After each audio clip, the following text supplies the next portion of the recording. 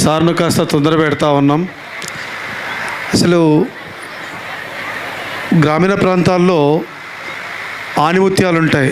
మొన్న ఒకసారితో మాట్లాడుతూ ఉంటే అన్నారు, ఇక్కడ ఉండే ఆణిముత్యాలు ఏవైతే ఉంటాయో కాస్త ఇలా వజ్రాలు లాంటి వీటికి మట్టి అంటుంటుంది, దాన్ని దులిపితే చాలు అన్నారు.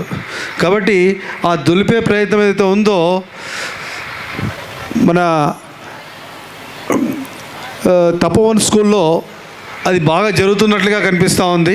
ఎందుకంటే అలాంటి కార్యక్రమం ద్వారానే, అలాంటి చర్యల ద్వారానే ఇలాంటి కార్యక్రమాలు ఎన్నో వస్తూ ఉంటాయి.